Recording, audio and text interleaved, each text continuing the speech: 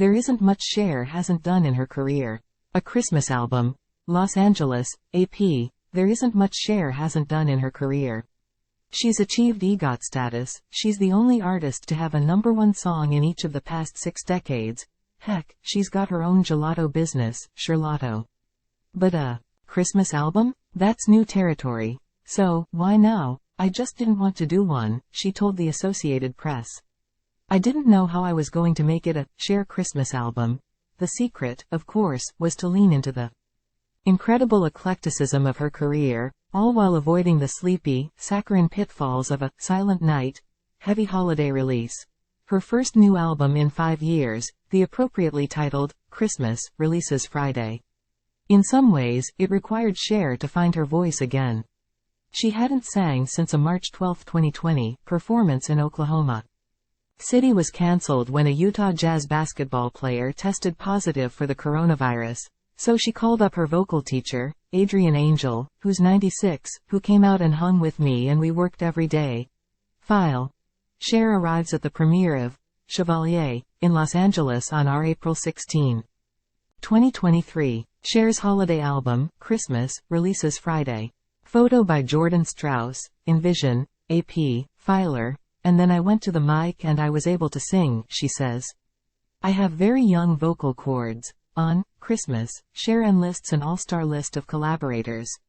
There's Cyndi Lauper on Put a Little Holiday in Your Heart, Stevie Wonder on What Christmas Means to Me, Darlene Love on Christmas, Baby, Please Come Home, Michael Bublé on Home, and even the rapper Tyga on Drop Top Sleigh Ride.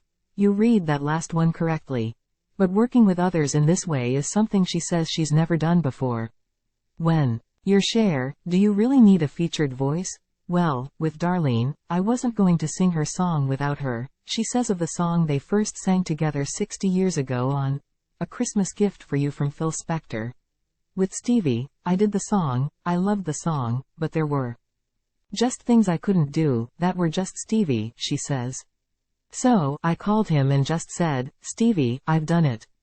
I'm pretty proud of it. But there are things I can't do, and I need you. I was still trying to sell him when he'd already said yes, she says. At some point he asked me, is this my song? And I went, you think I could call you to ask you to sing on someone else's song? Alexander Edwards, Cher's romantic partner and accredited producer on the project, is best friends with Tyga, who helped make the most unexpected and delightful collaboration happen. Christmas is dedicated to Cher's late mother, Georgia Holt, who died just before the holidays last year. But don't mistake this album as therapy, the act of reclaiming Christmas in the face of loss, or a way to memorialize Holt. I think about my mom all the time, she says. She doesn't need an album to remind her of her mom is everywhere.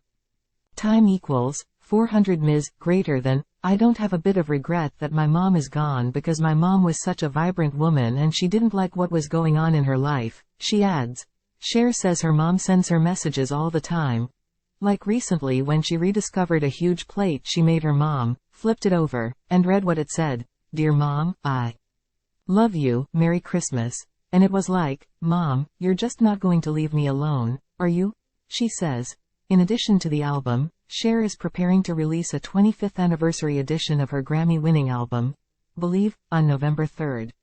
Its title track is credited as the first use of autotune, though, as she recalls, it was termed a pitch machine at the time. She was arguing with her longtime producer Mark Taylor about the track, and he brought up the new technology. It started and it was like, oh my God, this is the best thing ever. And I thought, you don't even know it's me. This is the best thing ever. And then we high-fived, she recounts. But don't mistake an openness to technology and musical innovation as an openness to artificial intelligence. Of the technology, Cher is quick to say, not AI. Someone did me doing a Madonna song and it was kind of shocking. They didn't have it down perfectly. But also, I've spent my entire life trying to be myself, and now these AI are going to go take it? And they'll do my acting and they'll do my singing? I'm telling you, if you work forever to become somebody, and I'm not talking about somebody in the famous, money part, but an artist, and then someone just takes it from you, it seems like it should be illegal, she adds. For those keeping count, It is also the 35th anniversary of Cher winning the Best Actress Oscar for her role in Moonstruck. When asked if she will act again, she's quick to point out the necessity of a resolution to the ongoing Hollywood actors' strike. She was asked to do a special, she says. They said, well, we can do it in England. I said, we can do it on the moon, but I'm not doing it, she says, not until an agreement is reached. Spoken like, well, Cher. This cover image released by Warner Music shows Christmas, a holiday album by Cher. Warner Music via AP.